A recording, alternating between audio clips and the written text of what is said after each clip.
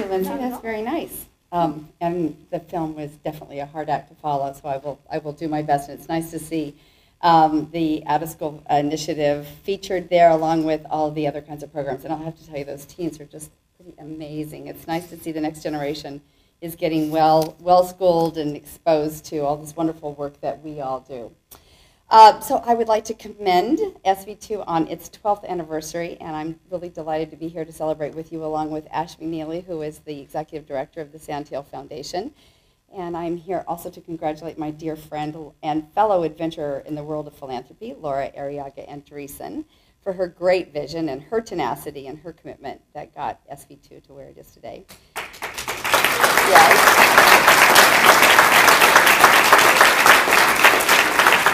We all know that Laura is incredibly charming and persuasive, but we also know that that alone doesn't make something like SV2 happen. And it was a great idea, and I remember talking with Laura over coffee at Starbucks on University Avenue about this wonderful idea all those years ago. And her timing was perfect, and she's really nurtured it in these past 12 years to make it the kind of success.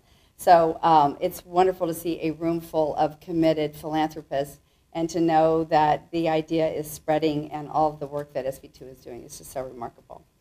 So tonight we are celebrating SV2, but we are also, at least we should, I think, be celebrating the past 12 years of philanthropy, and reflecting on how the world of philanthropy has changed in many extraordinary and really wonderful, wonderful ways. For many of you, SV2, I was thinking about this as I was putting my comments together. I realized that for many of you, SV2 is probably your first organized philanthropic effort. And it is only the opening of the door of the things that you are going to do in the future. And so you may not fully appreciate really how much the world of philanthropy has changed in the last 12 to 15 years. And it's really pretty extraordinary. It used to be, and I've been around long enough, and Laura, even though she's a whole lot younger than I am, has almost been around long enough in philanthropy to know these changes as well. But it used to be that there were basically three ways of giving. There was the individuals, people who supported the United Way or their church. There was a corporate sponsorship, which usually was an event or something that was underwritten by a corporate entity. And then there were the foundations, those mysterious black boxes of decision-making that were unknown to the average person, and pretty opaque also to the nonprofit leaders who really needed them to help support their work. So there was this big sort of gap in understanding exactly what these philanthropic organizations actually did. Well, since that time, creative forces and a lot of other things have changed. So today, philanthropy is much broader known, and it's practiced and it's celebrated in a whole different way. And it's really so phenomenal to watch that. There are great new models, and the old sort of monolithic foundation, while it still exists and it's really important, is only just one player, and there are many, many more powerful kinds of players. So today there are things like the Omidyar network model, there's the venture philanthropy approach that SV2 employs, and there are giving circles, and then there are the committed, flexible, smaller family foundations that I like to think that we are, that look at making a difference in the community and their world in their own unique but very different ways. So people now are willing to work together to leverage their expertise and their dollars for maximum impact. Collaboration is now the key, as we've talked about and have seen so many times, about working together to solve problems. And that's the strategy that foundations and individuals are looking to make a bigger difference.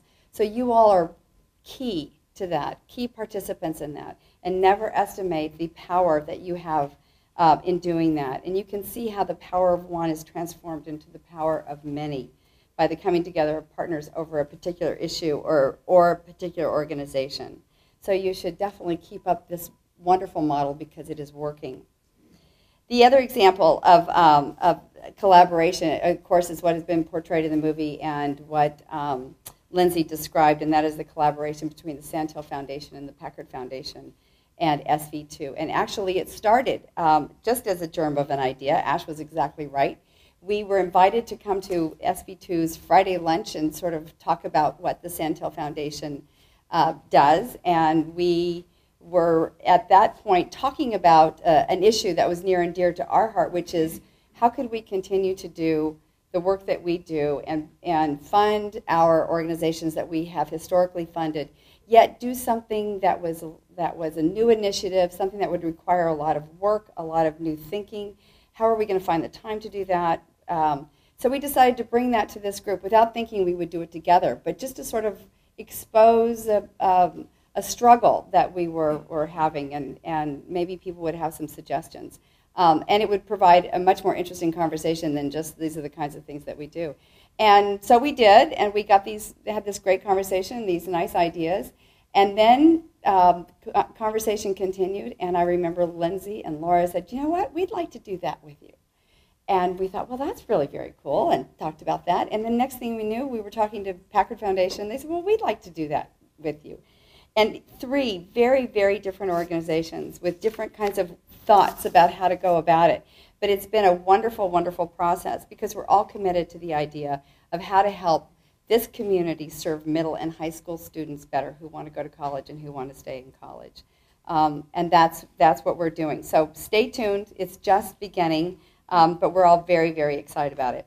So let me close by saying that now is not the time to rest on our laurels. We may be having a glass of wine or some champagne tonight, but tomorrow there's more work to be done. And the opportunities to make a difference in this world and to solve the intractable problems are boundless, and we must continue to innovate. We must continue to innovate in both the possible solutions and improvements for everything from clean drinking water in Africa to the dropout rate in this country and healthcare needs for the poor around the world. And we also need to innovate in terms of their philanthropic models that will get those solutions to the people who need them. And the SV2 model is a forerunner, and it will become the next iteration. And corporate philanthropy will go through its own iterations, and family foundations will as well. So I urge you to continue to be the leaders that you are in getting to that next level and introducing philanthropy for the next generation.